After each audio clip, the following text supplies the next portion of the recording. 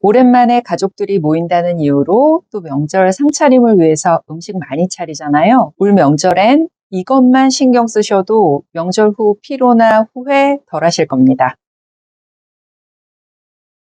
7, 80년대까지만 해도 먹고 사는 게 힘들어서 나이가 좀 있으신 분들은 명절에 음식 많이 차리고 배부르게 먹는 걸 아주 중요하게 생각합니다. 명절에는 여러 사람이 이런저런 준비하느라 할 일도 많고 또 제때 화장실 가기도 힘들어지죠. 그러다 보면 배변 시간을 놓치기도 하고 음식 만들면서 맛본다 어쩐다 하고 먹다 보면 연휴 내내 배가 불러집니다. 이럴 때 가식을 막는 방법, 제일 편한 방법은 음식 먹는 순서를 조절하는 거죠. 육류나 전 같은 고칼로리 음식을 먼저 먹는 게 아니라 나물, 채소, 샐러드 같은 음식을 먼저 먹는 겁니다. 그리고 웬만하면 샐러드는 꼭 준비하셔야 되고요. 무의식적으로 전에 눈이 먼저 갈 겁니다. 하지만 샐러드나 나물을 먼저 먹는 것만으로도 과식을 피할 수 있습니다. 식이섬유가 많고 칼로리가 낮으니까 포만감을 먼저 채워주잖아요. 두 번째 방법, 조리법에 변화 주는 겁니다. 기름에 볶거나 튀긴 음식을 많이 먹으면 소화불량이 잘 생기잖아요. 나물은 기름에 볶는 대신에 데치고 육류는 기름기 빼고 삶는 게 가장 좋습니다. 명절에 전 부칠 때는 물기를 최대한 없애서 밀가루를 많이 묻지 않게 하는데 미리 기름을 묻힌 종이로 프라이팬을 살짝 닦은 후에 전을 부치면 기름 사용량을 많이 줄일 수 있다고 합니다. 또 식재료에 따라서 에어프라이어를 사용할 수 있다면 그걸 활용하는 것도 좋고요. 나물을 기름으로 조리하면 생각보다 잘 섞이지 않고 익지 않아서 무의식 중에 기름을 자꾸 두르게 됩니다. 도라지나 고사리 같은 나물은 일단 물을 넣고 재료를 익힌 다음에 마지막에 기름을 넣어 버무린다는 느낌으로 만들면 기름의 양을 줄이면서 만들 수 있습니다. 당뇨가 있는 분은 다른 분들과 똑같이 음식을 먹으면 안 됩니다. 혈당이 쉽게 올라가니까 천천히 식사하고 먹는 양도 꼭 신경 써야 합니다. 고혈압이 있다면 채소 위주로 드시고 특히 국물 드시는 거 조심해야 합니다. 떡국 먹을 때 사골 국물로 끓였다고 다 마시면 나트륨 장난 아닙니다. 아시죠? 명절 동안 약과 꽃감, 눈에 먹을 게 널려 있습니다. 식사 후에 과일, 중간에 간식, 또 손님 왔다고 음식 이러다 보면 계속 먹기만 하게 되거든요. 식사는 기본적으로 4, 5시간 간격으로 하는 거고 간식은 안 드시는 게 제일 좋습니다. 여기서 어머님들께 부탁. 자녀분과 손주들에게 음식 싸주고 싶어 하시는 마음은 잘 알지만 그 마음 조금 가라앉히시고 음식 양을 줄이는 게 좋습니다. 명절에 음식 만드는 분들도 너무 힘들고 각자 싸가서 데워 먹으면 막 만들었을 때보다 훨씬 맛이 없어지잖아요. 그래서 잘 안 먹게 되거든요. 그냥 딱 그 자리에서 먹을 만큼만 만드시면 명절에 하는 수고도 훨씬 줄어들어서 덜 힘드실 겁니다. 옛날처럼 못 먹고 지내는 거 아니잖아요. 요즘은 너무 잘 먹어서 문제입니다. 다이어터 분들에게 자극을 드리기 위한 겁니다. 떡국에 들어가는 재료들이 대부분 탄수화물이기 때문에 일반 식사보다 칼로리가 높습니다. 떡국 한 국자가 밥 3분의 1공기 정도거든요. 평소 밥을 3분의 1공기 정도 줄여서 먹고 계시다면 떡국도 한 국자만 먹어야 한다는 거 기억하셔야 합니다. 참고로 탄수화물만 고려하면 떡국 한 국자에 만두 2개 먹으면 밥 절반 정도 되는 겁니다. 여러 가지 채소와 야채가 들어가는 잡채는 모든 재료를 기름으로 볶잖아요. 여기에 당면까지 들어가서 칼로리가 만만치 않습니다. 1인분으로 환산하면 288kcal입니다. 식사 때 반찬으로 잡채까지 먹게 된다면 칼로리가 어마어마합니다. 식사 때가 됐는데 배가 하나도 안 고픕니다. 이런 경험 없으세요? 왔다 갔다 하면서 전을 집어 먹었으니까 이렇게 되는 겁니다. 특히 차례상을 준비하면 기본적으로 만드는 게 전인데 맛도 있고 한 입에 먹기가 편해서 쏙쏙 집어 먹게 되잖아요. 다이어트 중이시라면 가장 조심해야 할 아이템입니다. 만약 본인이 직접 음식 양을 컨트롤할 수 있다면 딱 상에 올릴 만큼만 준비하는 게 최선입니다. 피할 수가 없거든요. 말린 과일인 꽃감은 수분이 날아가서 당도가 확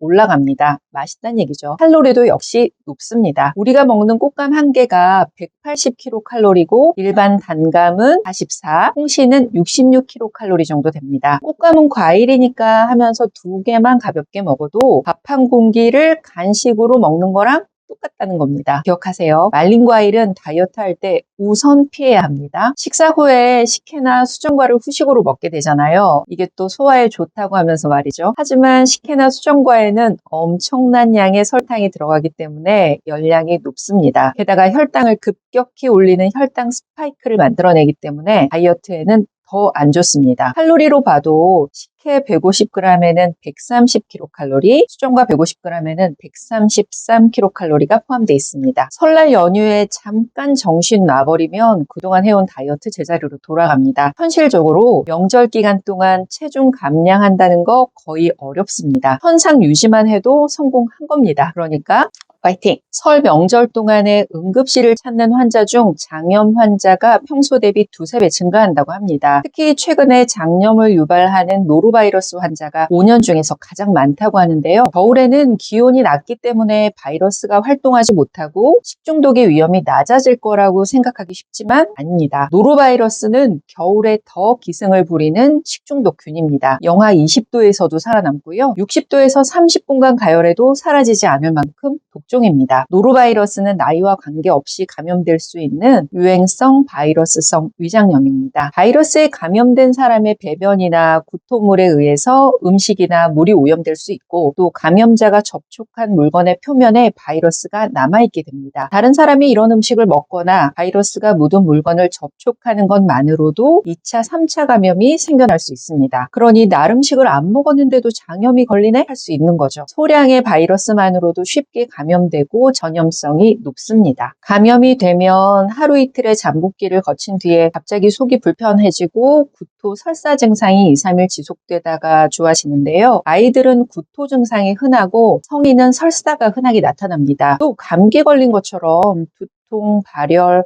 어떨 때는 근육통 같은 증상이 나타날 때도 있기 때문에 감기인가 장염인가 헷갈릴 때도 있습니다. 절반 정도의 환자에게서는 열이 나기도 합니다. 흔하게는 설사를 하루에 4번에서 8번 정도 하게 되는데 노로바이러스 장염은 소장에 염증을 일으키지는 않기 때문에 피가 섞이거나 점액성 설사, 끈적끈적한 설사를 하지는 않습니다. 특별한 치료법이 없습니다. 소설사로 탈수가 염려되는 상황이라면 물이나 이온 음료로 수분을 공급하는 게 좋고요. 설탕이 많은 탄산음료나 과일 주스 는 좋지 않습니다. 구토설사가 너무 심한 경우에는 약을 사용하기도 하는데요. 한방과립으로는 이럴 때 오령산, 곽향정기산, 위령탄 같은 처방이 잘 듣고요. 병원에서는 수액을 맞기도 합니다. 그래도 예방법이 있습니다. 이게 중요하겠죠. 노로바이러스는 주로 오염된 물이나 굴 같은 어패류를 먹었을 때 감염이 되기 때문에 손 씻는 거 정말 신경 쓰셔야 합니다. 외출 후에는 반드시 손을 씻어야 합니다. 음식은 되도록 익혀 먹어야 하는데요. 전시간 굴에 관한 영상에서 말씀드렸지만 노로바이러스는 70도에서는 5분,